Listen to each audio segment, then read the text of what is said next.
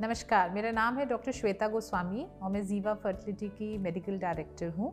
आज हम एक कॉमन विषय के बारे में बात करेंगे कि एज अ कपल अगर हम कंसीव करना चाहते हैं, हम बच्चा प्लानिंग कर रहे हैं, तो हमारे पास क्या क्या ट्रीटमेंट ऑप्शंस अवेलेबल हैं।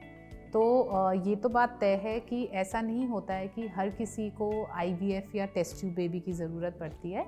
जो बेसिक फर्टिलिटी टेस्टिंग और ट्रीटमेंट ऑप्शंस होते हैं, उसमें सबसे पहले तो कोई भी कपल अगर ट्राई कर रहा है तो उसमें उनकी एज क्या है, सबसे इम्पॉर्टेंटली महिला की उम्र कितनी है और उनको कितना समय हो गया है सीरियसली ट्राई करते हुए, उसके बेसिस पे तय किया जाता है कि क्या क्या हमको फर्टिलिटी टेस्ट करने होते हैं। अगर हम बहुत ही शॉर्ट में कहें तो जो बेसिक फर्टिलिटी टेस्ट किए जाते हैं वो होते हैं कि हम एक अंडे की क्वालिटी और मात्रा को टेस्ट करते हैं, जिसके लिए ब्लड टेस्ट होते हैं, हार्मोनल लेवल्स जिसको हम FSH AMH कहते हैं, अल्ट्रासाउंड के बेसिस पे देखा जाता है। सिमिलरली बच्चेदानी या यूट्रस स्वस्थ है कि नहीं, उसके लिए एक बेसिक अल्ट्रासाउंड किया जाता है और जो प्रेफरेबली पीरियड के 12-13 डे पे किया जाता है, जब बेस्ट पता चलता है कि अंडा डेवलपमेंट कैसे हो रहा है, यूट्रस की लाइनिंग सही डेवलप होती है कि नहीं। उसके अलावा फर्टिलिटी टेस्टिंग में हम कहते हैं कि बेयर मिनिमम एक हस्बैंड का टेस्ट भी बहुत इंपॉर्टेंट होता है, जिसको एक सिंपल सीमन एनालिसिस कहा जाता है, क्योंकि ये वैज्ञानिकली प्रूव्ड है कि 1/3 कभी कभी एक लेडी में प्रॉब्लम होती है, जिसकी वजह से प्रॉब्लम होने में समय लग रहा होता है कंसीव करने में। 1/3 ये किसी में हस्बैंड की रिपोर्ट में दिक्कत होती है और 1/3 ये कंबाइंड फैक्टर्स होते हैं। तो ये बेयर मिनिमम टेस्ट से हमें ये आइडिया लगता है कि क्या हमारी कोई दिक्कत है या हमें बस समय लगने वाला है, तो हम उस हिसाब से ट्राई करें। इसके अलावा एक चौथा बेसिक टेस्ट होता है जिसको हम कहते हैं ट्यूब टेस्ट। वो चाहे HSG या SSG से किया जाता है, क्योंकि वो थोड़ा सा पेनफुल प्रोसीजर होता है, तो यूजुअली उसको सेकंड लाइन में रखा जाता है। मतलब कि हम बेसिक ब्लड टेस्ट, अल्ट्रासाउंड और सीमेन टेस्ट से एक अनुमान लगा सकते हैं कि कोई और प्रॉब्लम तो नहीं है। अगर हमें लगता है कि नहीं, समय हो गया, ये सब ठीक है, फिर भी कंसीव नहीं हो रहा, तो फिर एक ट्यूब टेस्ट की आवश्यकता पड़ती है, जो माइल्ड सेडेशन या एनेस्थीसिया में भी किया जाता है। अब इन रिपोर्ट्स के माध्यम से हम ये निष्कर्ष लगाते हैं कि ठीक है, हमारे हिसाब से क्या कारण है। क्या कोई कारण नहीं है तो it is just to reassure the couple कि ठीक है, ओवरऑल सारी रिपोर्ट सही हैं। हम अभी किसी भी कपल को 3, 6, 8 महीने लग सकते हैं, तो हम उस हिसाब से ट्राई करें। अगर कोई दिक्कत दिखती है तो उस हिसाब से ट्रीट किया जाता है। जैसे कि PCOS की समस्या काफ़ी कॉमन होती है, तो अगर रिपोर्ट्स में आता है कि कोई अंडे की क्वालिटी और डेवलपमेंट में इशू है, तो सिंपल प्रोसीजर्स जिसको हम ओव्यूलेशन इंडक्शन कहते हैं, मतलब कि हम दवाई दें, इंजेक्शन दें और अल्ट्रासाउंड करके देखें कि अंडा ठीक से डेवलप हो रहा है कि नहीं हो रहा है। तो इन्हीं माध्यम से हम ये पता लगाते हैं टेस्ट के माध्यम से कि क्या कोई दिक्कत है कि नहीं है। अगर सारी रिपोर्ट्स ओवरऑल सही हैं तो हम एक कपल को यही समझाते हैं और रीअश्योर करते हैं कि किसी भी कपल को 3, 6, 8 महीने लग सकते हैं, तो हम उसी हिसाब से ट्राई करते रहें।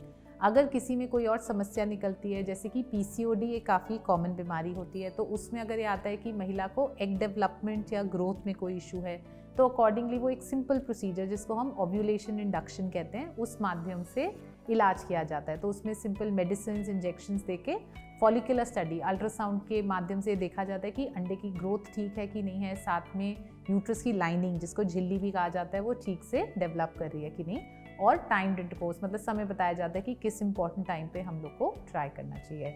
अब अगर ये एक ट्रीटमेंट ऑप्शन है जिसको हम सिंपल ओव्यूलेशन इंडक्शन या मेडिकल थेरेपी कहते हैं। उसके अलावा अगर किसी के हस्बैंड की रिपोर्ट में कुछ कमी होती है, मोटिलिटी में, काउंट में, मॉर्फोलॉजी में, तो लाइफस्टाइल चेंजेस और दवाई दी जाती है जिनको हम एंटीऑक्सीडेंट्स कहते हैं, जिसकी तरफ से स्पर्म क्वालिटी इम्प्रूव हो। अगर हमें लगता है, एंड बहुत ज़रूरी बात सीमन एनालिसिस पे ये है कि एक सीमन एनालिसिस को कभी मान्य नहीं माना जाता। मान लीजिए किसी की कोई रिपोर्ट कम भी आ गई, 0 या 1 भी आ गई काउंट, तो हम कहते हैं कभी किसी के लिए भी एक सिंपल वायरल इलनेस, स्ट्रेस से हो सकता है कुछ समय के लिए काउंट कम हो जाए, तो हमारे को हमेशा उसको रिपीट करना चाहिए। तो सीमन एनालिसिस अगर तो नॉर्मल है तो ठीक है, अगर वो लोअर साइड पे है तो उसको आइडली 1 से 1.5 महीने के बाद एटलीस्ट रिपीट किया जाता है। अगर परसिस्टेंटली रिपोर्ट कम है तो हम कहते हैं हाँ, शायद कोई दिक्कत है, हमें उस हिसाब से प्रोसीड करना है।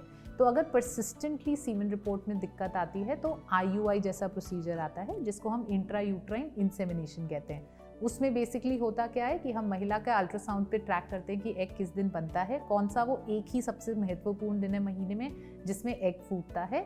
खुद भी कपल्स ट्राई करते हैं और हम हस्बैंड का सैंपल लेके प्रोसेस करके बेस्ट स्पर्म्स को ट्यूब के पास तक पहुंचा देते हैं। इस विधि को IUI कहा जाता है।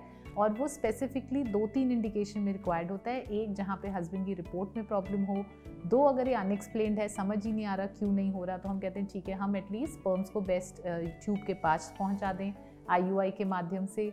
और तीसरा, अगर हमें लगता है कि शायद हम लोग ट्राई उस इम्पॉर्टेंट जोन में नहीं कर पा रहे हैं, चाहे ट्रैवल की वजह से, चाहे स्ट्रेस की वजह से, तो IUI का ट्रीटमेंट ऑप्शन सामने आता है। इसके अलावा जो नेक्स्ट लेवल ऑफ टेस्ट और फर्दर ट्रीटमेंट ऑप्शन होते हैं, उसको हम हिस्ट्रोस्कोपी और लैप्रोस्कोपी कहते हैं। वो एक ऑपरेशन होता है छोटा, जिसमें कि अगर किसी की ट्यूब्स में मान लीजिए दिक्कत आ जाती है तो वो टेस्ट किया जाता है। किसी के यूट्रस में कोई गांठ बताई जाती है जिसको हम पॉलिप कहते हैं, किसी के फाइब्रॉइड्स बड़े होते हैं, किसी के ओवरी में सिस्ट होते हैं, तो ऐसे कुछ पेशेंट्स में ये सर्जरी की ज़रूरत पड़ सकती है। इसके अलावा हम कहते हैं कि ठीक है, हम अपने बेसिस पे ट्राई करते रहें, छोटे प्रोसीजर्स और टाइम देते रहें जिससे कि हो। और अगर इससे भी नहीं कंसीव हो रहा हो तो IVF which is test tube baby final procedure सामने आता है। अब IVF क्योंकि तेज़ी से टेक्नोलॉजी काफ़ी डेवलप हो रही है, जो सक्सेस रेट्स पहले 20-30% होते थे, आजकल 70% तक पहुंच गए हैं, तो वो एक फाइनल ट्रीटमेंट ऑप्शन तो होता ही है।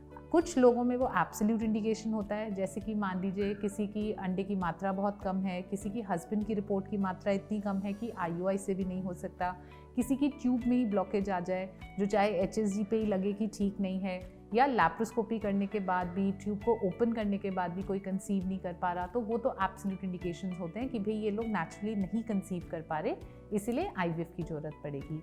बट उसके अलावा और भी प्रोसीजर्स, कोई भी कपल अगर जिसका कोई अनएक्सप्लेन इनफर्टिलिटी है, कोई खास रीज़न नहीं है, या जो PCOD है या एग डेवलपमेंट की दवाई ट्राई कर चुके हैं, 2-3 IUI ट्राई कर चुके हैं, नहीं हो रहा, तो ऐसे हर पेशेंट के लिए इम्पॉर्टेंट हो जाता है कि हम बॉडी के शायद कुछ बेसिक स्टेप्स को बाईपास करें और IVF पे जाएं। अब IVF तो ऑफकोर्स आज की डेट में काफ़ी अच्छे सक्सेस रेट के साथ है, तो 65 से 75% तक का पेशेंट का सक्सेस रेट हो सकता है। बट अगर किसी पेशेंट की कोई सिंपल बेसिक प्रॉब्लम्स हैं तो डेफिनेटली हमें सबसे सिंपल ऑप्शन से पहले ट्राई करना चाहिए, थोड़ा धैर्य और पेशेंस रखना चाहिए। किंतु अगर ना हो तो आजकल IVF most of the problems को सॉल्व करने में ऑप्शन उसके में होता है और इससे अच्छे सक्सेस रेट्स भी होते हैं। सो आई होप ये एक बेसिक संक्षिप्त में हम समझ पाए कि क्या क्या ट्रीटमेंट ऑप्शंस होते हैं अगर हम बच्चे के लिए प्लानिंग कर रहे हों। And I hope and I wish you all the best for that. Thank you.